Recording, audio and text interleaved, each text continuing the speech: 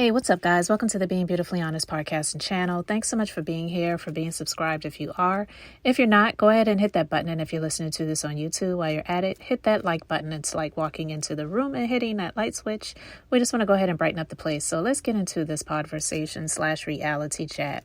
So, I've discussed here the divorce of Kim and Kroy, and so much has been just coming out almost every few days about them. And it just seemed like it was just getting trashier and trashier by the moment. News about who's suing Kim, who's suing Kroy, how much more in debt they are.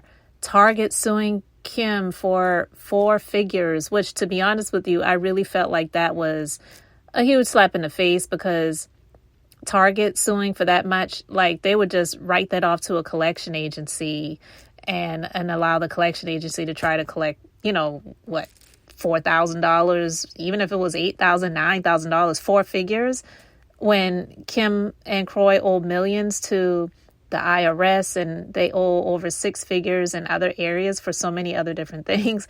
I felt like that was a petty moment. Maybe Target was trying to get some publicity by putting their name out there attached to a trending celebrity or pseudo celebrity.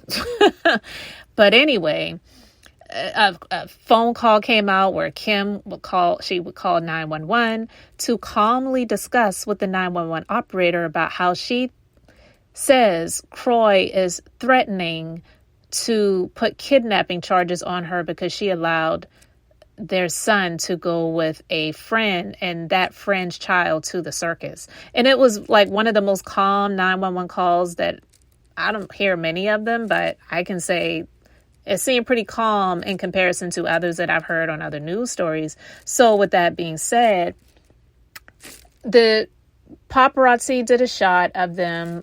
They were either leaving church or going to church together. It was she and he and the family. And when that came out, I started to wonder. I'm not even going to lie to you guys. I started to wonder, because I'm like, okay, they're going through this divorce. We know that they came out and said, and I don't know if they came out and said it or if it was just news that was put out there with regards to the fact that even though they are both moving forward to get divorced, they're going to continue to live under the same roof. And the house was formerly in foreclosure. It was saved. We don't know how. We don't know what the terms were. But the home was in foreclosure, and then it wasn't any longer. So they both are in a place where they need money. He's been sued by a casino. She's been sued by a lot of different places. There are other responsibilities that they're saying that she didn't hold up her end of the bargain on. And it just makes you wonder, was all of this, her filing and his filing, and then the constant stories of them bickering and him calling the police on her because she wouldn't come out of the master bedroom's bathroom, and just so many other different things that have been put out in the news about these two.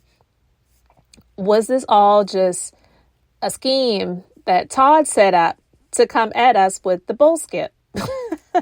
But really, was this all a ploy for a television show? Because listen, we know that they had the show on Bravo TV, Tardy for the Party.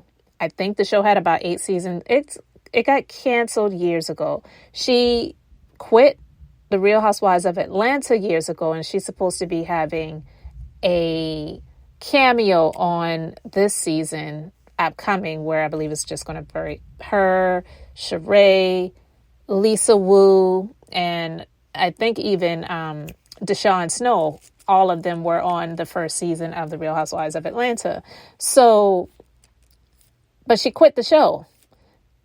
So with all of this coming out now, and now the news is that they have decided to call off the divorce. Fine. I mean, people, they go through stuff all the time. Even Cardi B, she had filed for divorce and then she decided to call it off. And that was years ago, and she's still with her loser. So people do that stuff all the time. It's not a new thing for people to file and even be going through the process for a longer period of time than they have and decide to call it off. It has happened. It's not a strange thing. But most people are thinking that this was definitely a publicity stunt. And now I'm wondering, was this a ploy to try to get a show? And I'm not even going to say Bravo TV. I'm going to say maybe like We TV. I'm thinking Love After Lockup style, Mama June, Honey Boo Boo. Like, that is the vibes that it's giving me. I'm not getting Real Housewives of Atlanta or even the show that she did have, Tardy for the Party.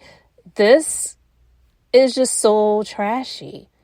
It's 100% trashy. And it just makes me feel like this was all for them to get their own show and shore up their money so that they can pay those bills. And listen, I guess you use your skills to pay the bills. So if your skills are lying and cooking up drama and dramatic plots and ploys and putting those things out in the public eye, filing for divorce when you really had no real intentions of doing so, and all of these different things that you all have been doing, accusing each other of using drugs around the kids and just all other kinds of things that had been put out there. I'm just not certain that they were not lying, but to go to that extent, if that is indeed the truth, they don't deserve a show. Nobody deserves a television show. So let's just be clear on that. But so many of these people who have been on reality shows for years, they become so entitled and have this air of superiority where they feel that they're too good to kowtow to being what they would see as a common person or regular folks. So I can't just go and get some actual skills that are going to help me to be able to earn in real life. No, I need a television show so cameras can follow me around and follow my drama or in my household and put that out there. And then I get a check for every episode that airs. It just seems like it's become that, because all of this to me is just really looking like they definitely were playing the game, and they have now called off, quote unquote, called off this divorce. So yeah, I'm not sure that if this is just a plot to try to get a show, or maybe she was already in the works of getting something after the divorce was filed, because there was this story and a picture of her with some producer who deals in reality TV. I'm not sure if he's specific to Bravo TV and NBC Universal or not. I really don't know, and I didn't look it up and didn't really care enough to look him up to see which names of reality shows he has been affiliated with. But all of this coming out, and as recent as them going to church together, and now this announcement of them calling off the divorce and trying to save the family for the sake of the children, it just kind of is almost like the opposite of what Monique Samuels was saying. And I discussed her on a previous conversation where I talked about her and her divorce and my thoughts on that. You can go and listen to that conversation if you would like to. But Monique made a comment about not wanting to have their kids look at something that would be a bad example of what a marriage is supposed to be. And I felt like, okay, well, what actually were the fights? Or are you just gaslighting the public to make it seem like your relationship and your household was just so toxic because Chris is just such a horrible man? Or were you just really looking for an out, and you're going to use any little disagreement that being your reason to say, I'm sorry, I just can't take it anymore?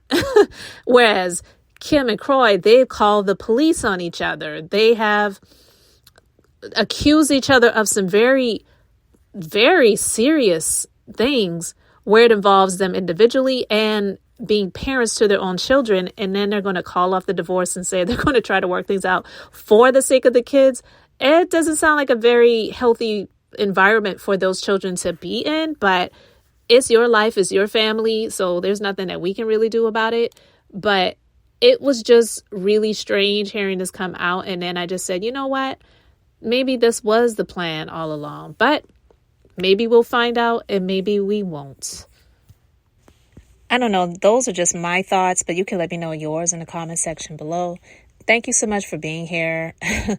I'm just not, I mean, honestly, I can't say that any of this really surprises me, because when it comes to Kim, she's gotten so adjusted to this lifestyle. This is definitely the lifestyle that she has become accustomed to.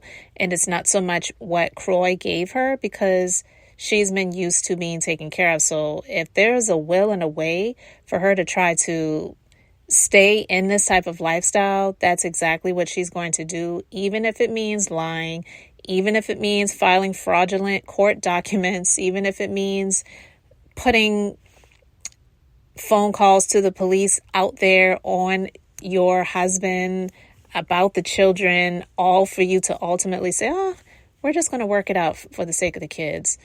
And then we see them later on this year or sometime next year on their own television show on WeTV or something like that. I'm going to say, you know what?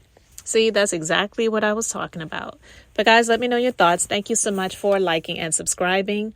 I'm Beth. I'm just being beautifully honest. So until the next time, I just wanted to keep it brief, beautiful, and I'm going to say bye.